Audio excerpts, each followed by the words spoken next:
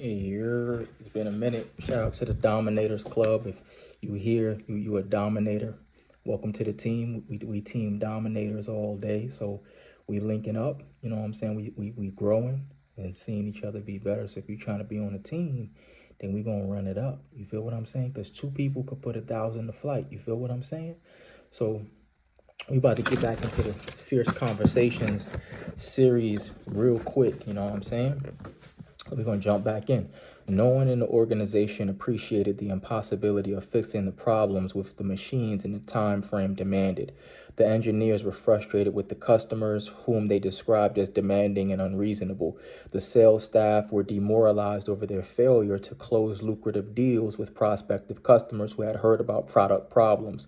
Customer service was burned out, angry, bordering on hostile. What are you guys promising out there that we can't deliver?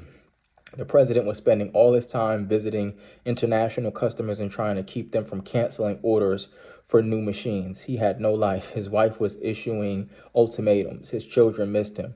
Back to the ships. Did I mention that most of the crew did not speak English? A day and a half in the office reveals the same stories told on the vessels. Everyone is aware of Ken and Rick's rivalry and its consequences, including Ken and Rick. As I share my discoveries with John, he leans forward with his head in his hands and stares more morosely, I don't know about that word right there, at the carpet. When I describe a particularly colorful detail of what is happening and the outcomes, John groans softly. We talk about the good things, the loyalty to John, the company's reputation in the industry, customer loyalty despite current frustrations, the talent of his staff in the office and on the vessels. We digest it all. I finally say, some of the stuff is not pretty. Deep sigh. I venture, why do I have a feeling that none of this is news, that you've been pretending not to know a lot of stuff? Deeper sigh. Long silence. John addresses his first comment to the floor. I hate conflict. Another sigh. Then he looks me in the eye and says, it's important to me to be liked. I smile. You're in excellent company. As the facilitator, I will ensure that the scheduled meeting with employees takes place within important guidelines. However, tackling these issues will not be easy for John. So after I've gotten a picture of what is going on with him, I move to the conversation model I developed and use more often than any other with clients. It is extraordinarily powerful and wonderfully fierce, and one with which you will become intimately familiar. It is used by coaches worldwide, those who coach inside and outside of organizations. I use it with John because it is essential that we review what is at stake for John and his company, what is to be gained or lost based on what he chooses to confront or ignore. And I want him to clarify what needs to happen rather than rely on me for advice. Mineral rights. Years ago, got 3% battery left, so let me get the charger. Matter of fact, while we conducting our business right here. You feel what I'm saying? Hold on real quick. I'm gonna be right back. Hold on real quick. Don't go nowhere. We still here because I got the headphones and so you can still hear me. We still on mission. But this is a good book right here. Fierce Conversations. I started reading this to help me with my management job, and it proved to be really good from the beginning, from the very even the introduction. It proved to be really good. Let me see if this charger is charging. Okay, it's charging now. I gotta move it though. Yeah, that's perfect. All right. So here we go. So we jumping right back in. Oh, it's getting good, ain't it? All right. Mineral rights is the name of this next heading. Years ago, this model was named mineral rights by workshop participants. Someone suggested if you're drilling for water, it's better to drill a 100-foot well than 101-foot wells. This conversation goes deep. Another participant responded, this conversation is drilling for gold.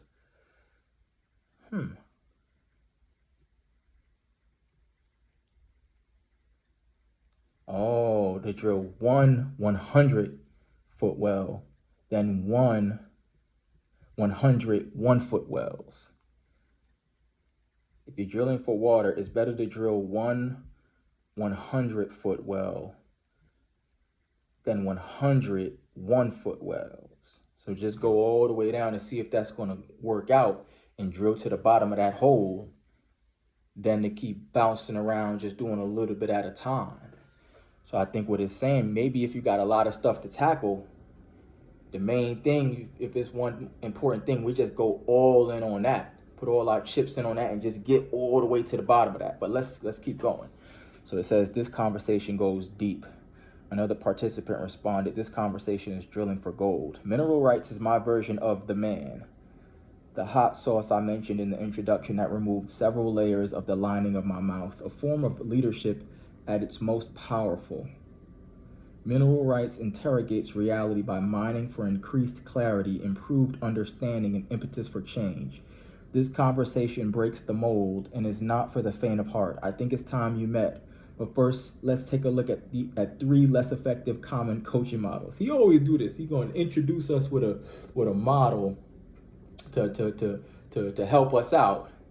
But before he gonna just introduce it, he gonna briefly introduce it, then he gonna hold up. Before I tell you about it though, even though I'm telling you about it a little bit, let me tell you about this other stuff. He always doing this. That's why we still on the first chapter, okay? All right. But it's still good stuff. All right, here we go. 3 less effective common coaching models. Coach as advice giver. Several problems with this model. A coach with his or her unique history, experience, ideas, suggestions, and particular brilliance will not have the right answers or solutions for every topic that comes up. Also, if the person you are coaching expects you to tell him or her what to do, that's a heavy load. And when it turns out that your suggestion didn't work, they can say, it's not my fault. I did what you suggested and it backfired. Besides, think about how resistant most of us are to acting on other people's advice. We are far more likely to act on our own ideas. During a mineral rights conversation, your goal is to provoke self-generated insight, and you won't give advice until the very end, after they've suggested the steps they will take. And by that time, you may not need to advise them at all. Home run. Coaching checklist is the next less effective strategy. This is the one that got me in trouble in the early days. I'd take notes while my coaches told me what was going on and what they were planning to do. At the next meeting, I'd ask them what had happened from my notes, how things were going, and what they were planning to do next. Let me back up a little bit, because I take notes while my coaches told me what was going on and what they were planning to do. At the next meeting, I'd ask them what had happened from my notes, how things were going, and what they were planning to do next. The assumption I made was that they knew what we should focus on. And I learned that while most coaches did know what we should focus on, they didn't always want to go there. At least not today. Even during conversations that began with a clear focus, we need to talk about this. It was easy to get sidetracked onto rabbit trails. Typically, we began on one topic, quickly veered off course, and ended up somewhat lost and frustrated, having made little progress on the main issue. An important part of a coach's job is to juggle the frivolous with the significant. The challenge is telling them apart. For example, if you've read Beowulf, then you know that while Grendel was a terror, his mother was far worse. Here's the short version. I ain't never watched Beowulf, but I know what it is though, or read it. Maybe I had to give it a try. So here's a little. This is supposed to be brief, but this is an extensive little recap they about to tell us. This is all in italics. It's like half a page on one part, then there's a whole other part. All right, we're gonna get into it. All right, here go Beowulf. And the coach's job, back up for the last paragraph, the coach's job is to juggle the frivolous with the significant. Okay, understandable. In Denmark lived King Hrothgar, beloved by many. His men enjoyed evenings at the mead hall, drinking, telling stories, singing songs. One night the door burst open and a creature called Grendel burst into the room and dismembered several men before dragging one of them screaming out into the night. This put quite a damper on the party, but it was a real high for Grendel, who returned the very next night.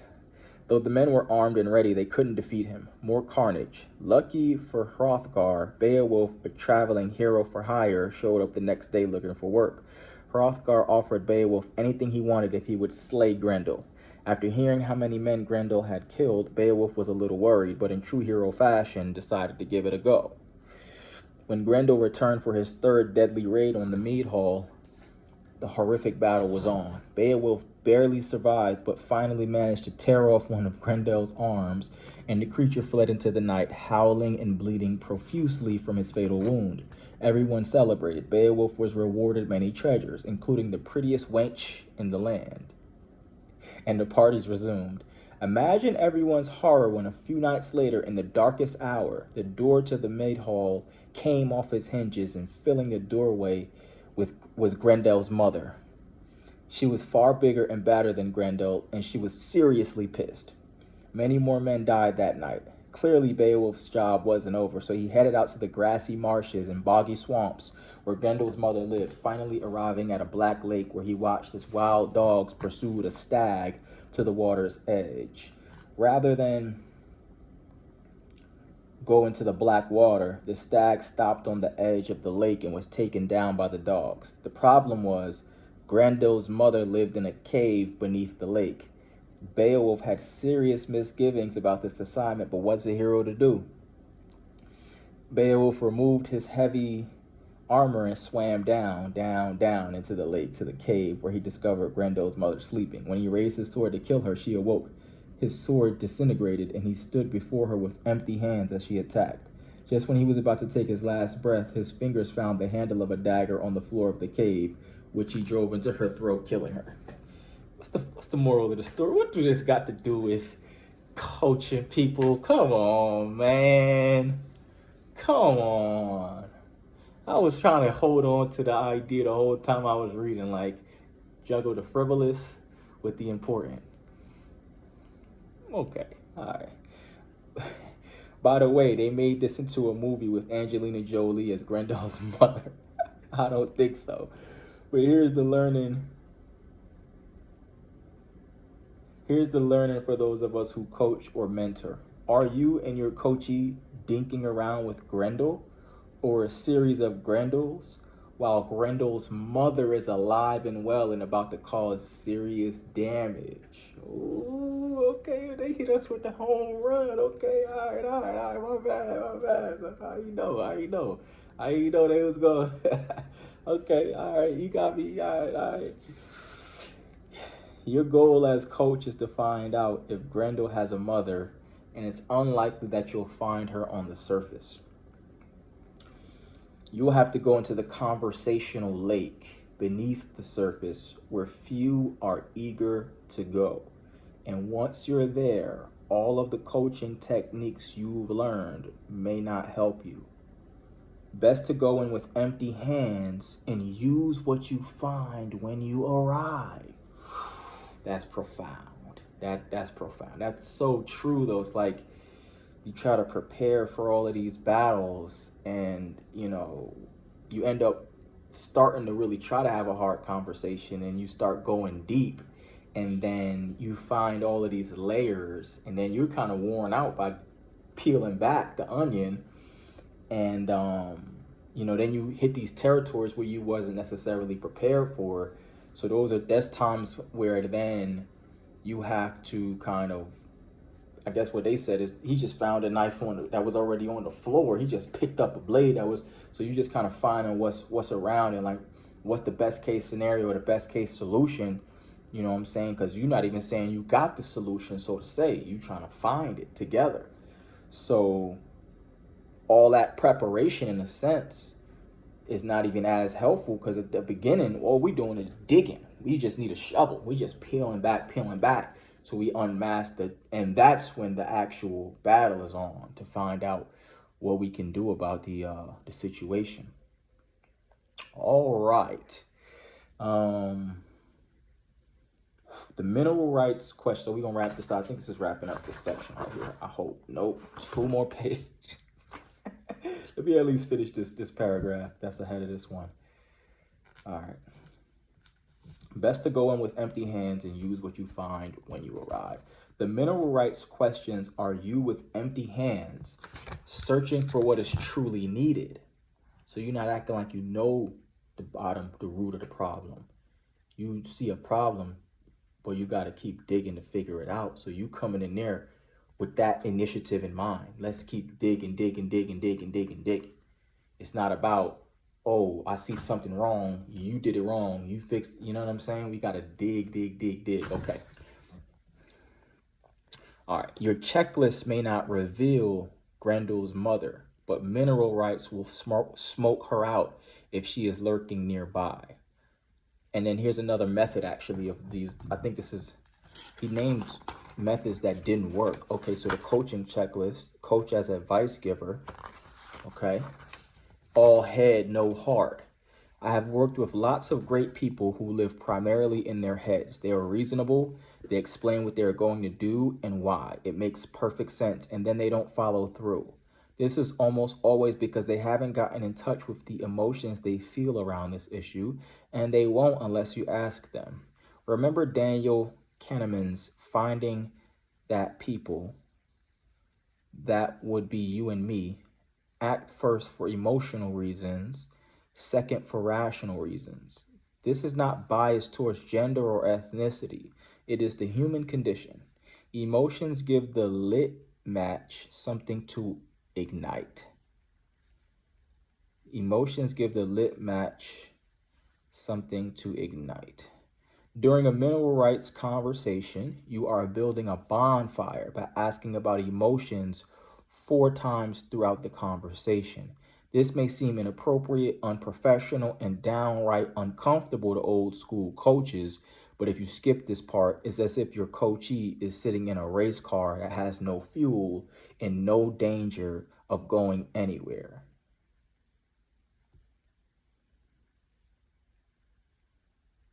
Whoa, this is deep stuff.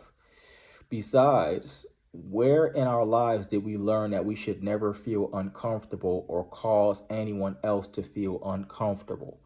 Certainly, you want to do no harm, but sometimes a coaching conversation should be provocative. There is gold in them, their uncomfortable heels. They put that there, THAR. So it was meant to say that in like a southern accent or something. I felt like it was appropriate. Whether you are an independent coach or an internal leader coach, your product, if you will, is coachees who have been transformed in some meaningful way as a result of the work that you do with them.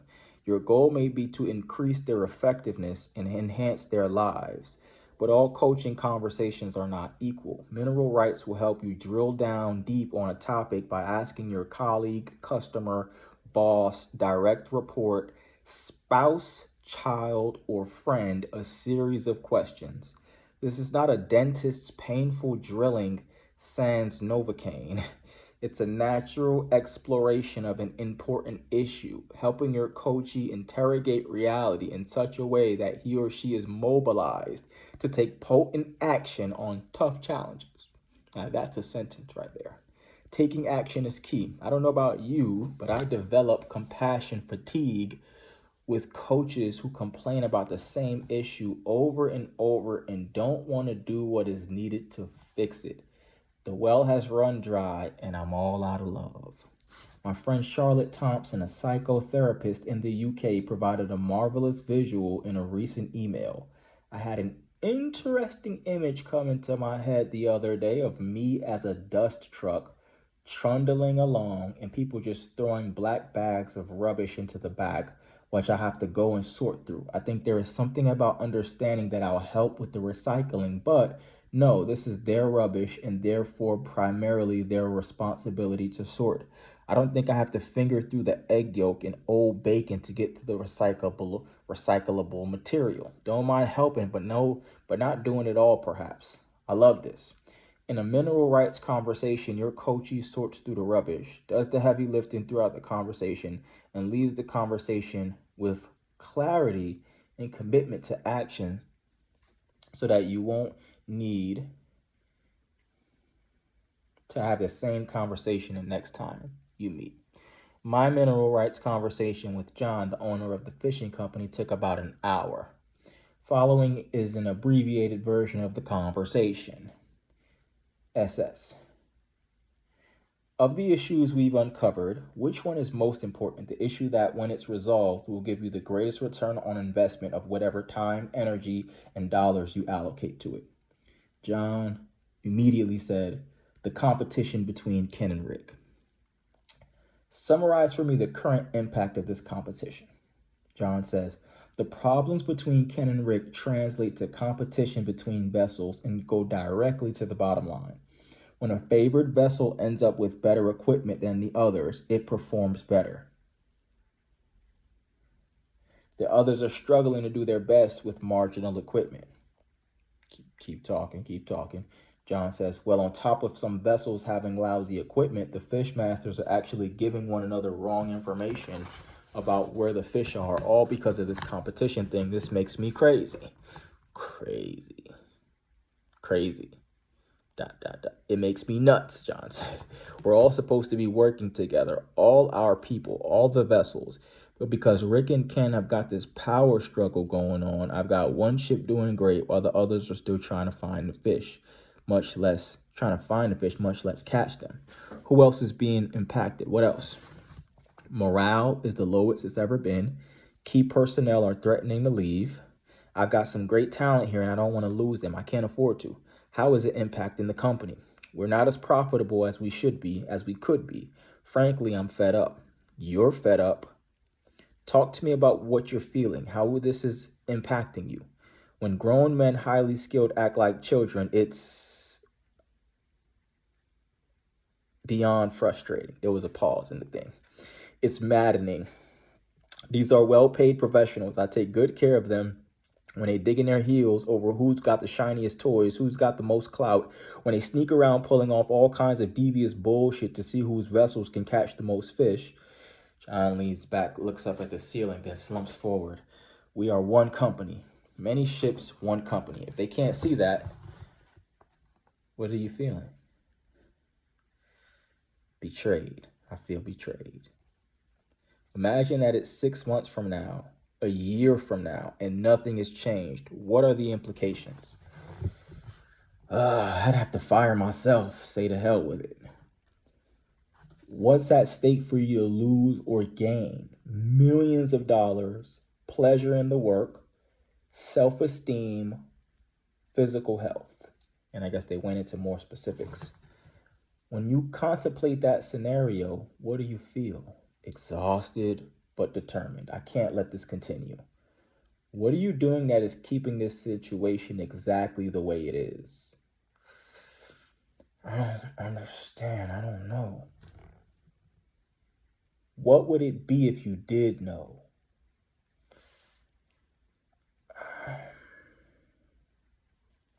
I wait.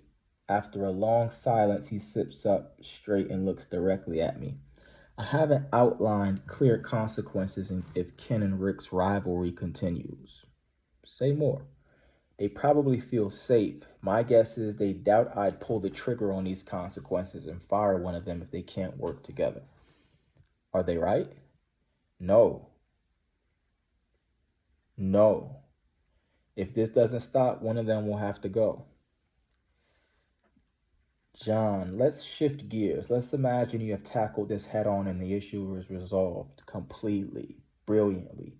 Ken and Rick are working together rather than competing with each other. What difference will that make? All the difference. For example, if Ken and Rick put their heads together and collaborated, they're both geniuses at this. All the vessels would be equally well equipped. Good fishing grounds would be shared. Everybody would catch more fish, which translates into better profitability for the company, better pay for the crew, better morale, happier times for all of us. What else? Well, obviously higher profits would allow us to upgrade equipment, expand the fleet. As they say, all ships would rise, and I'd sleep better. I wouldn't be thinking of selling the whole damn thing. When you consider these outcomes, better profitability, improved morale, sleeping better, what do you feel? John says, hope. Say more. I love this business. I love to stay in the game. Things would be a lot more fun around here. I wouldn't feel like the Lone Ranger. Wow. Given everything we've talked about, what's the next most potent step you can take to improve this issue prior to the company meeting? Talk to Ken and Rick individually and together one more time. What's going to differentiate this from previous conversations you've had with Ken and Rick? That's where you come in. I agree to prepare him for that talk. What's going to get in your way? Might need to be liked, which translates into rarely making clear requests. In this case, requirements, not requests, with consequences attached. What about the other issues? Possible bribery in Vladivostok, fraternization, drinking. What difference will it make when those issues are resolved? We go through them one by one. What exactly are you committed to do and when?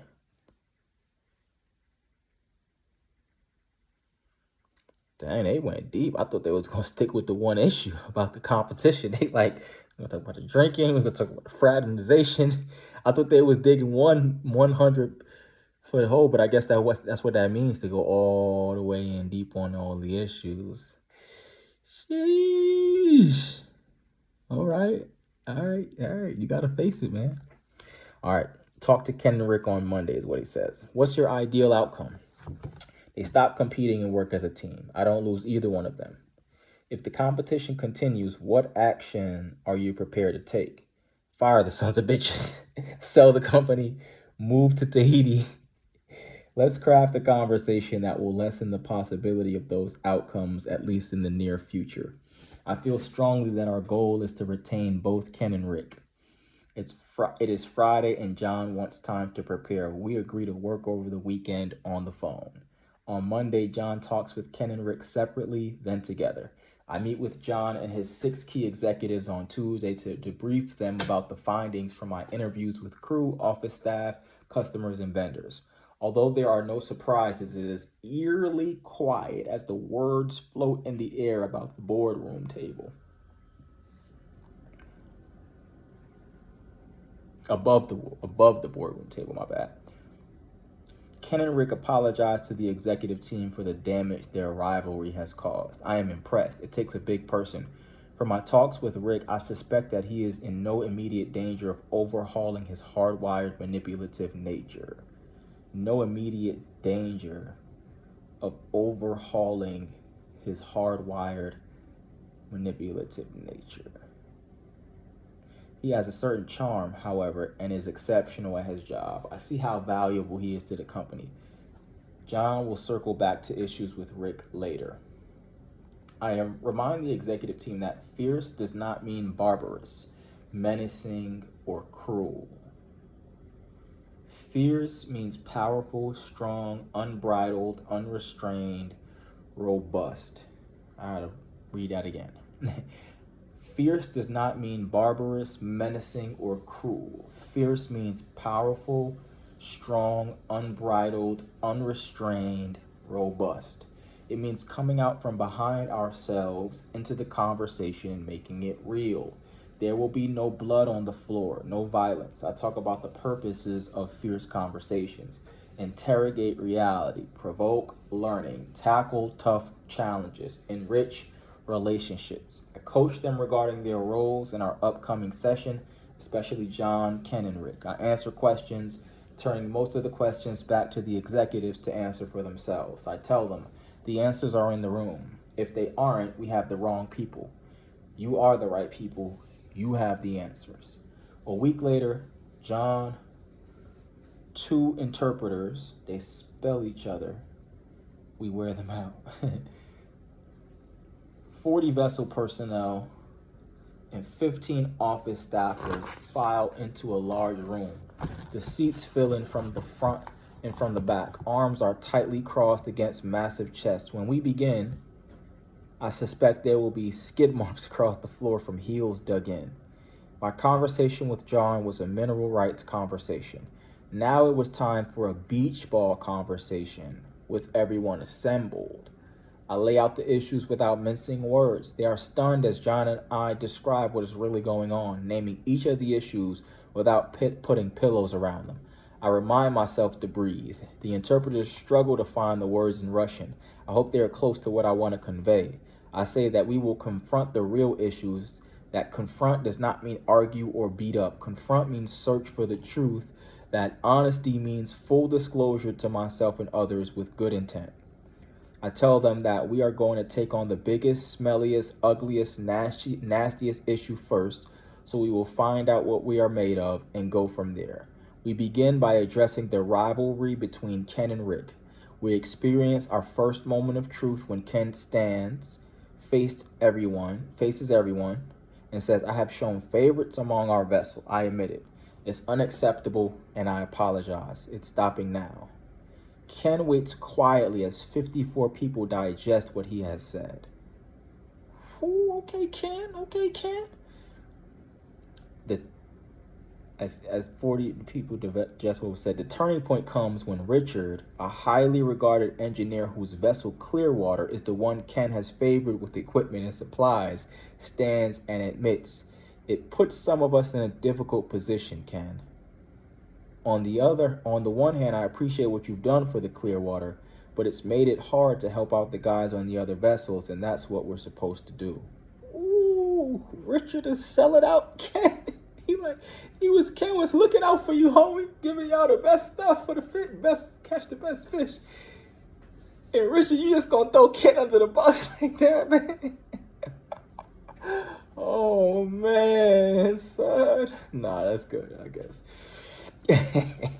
It's made it hard to help out the guys on the other vessels, and that's what we're supposed to do. Ken looks as if he's been kicked in the gut. Richard is one of Ken's most valuable employees. Ken shakes his head. Ooh, what kind of shake was that? This is not easy. The interpreters trade places. It's been only 1 hour and the first interpreter looks pale. Rick stands. Some of you know I haven't felt good about, hell, you all know I wanted Ken's job. I've made no bones about that, but that wasn't your problem. I made it your problem. Shouldn't have happened. Gonna fix it. Okay, Rick. Well, look at the chest though. Okay. It's gonna get better too. We getting better. Hey, but look. Okay, Rick. Hit him up, Rick. Okay, Rick. Way to be accountable. The attendees begin to show up authentically, honestly. Some defend their behavior. Others reveal the amazing grace of those who engage without defense. That's a sentence. That's a bar. Amazing grace. Those who engage without defense. They set the bar for the rest of us. And I just said it was a bar. That's what it says. They set the bar for the rest of us. You see what I'm saying? Chris, a deckhand from Australia, shows us the way. Man, this is good. I could have stopped a long time ago. I did not think I was going to read that much. That's how you know it's, it was like one more page and then it was going to be another heading. So we'll finish up. That was some good stuff, because lately when I was reading it, like when I first started reading it, I was really grasping the information, but after a while I was just kind of speed reading a little bit. And I was missing some of the points. So that's why I like to reread and get the emphasis, because I use this stuff in my manager job daily. When I first read this book, like within the first day I read it, I immediately start putting this stuff in place. But it was only from what I read in the introduction. So I was like, that's what I always do when I read books. Like I try to like implement the stuff in my job, and it's just like, you know, I don't waste no time, but it's like I don't even have all of the steps grasped. So I'm trying to do something that I don't fully know, but I can still see the stuff working. All right, Dominators, we out. Peace.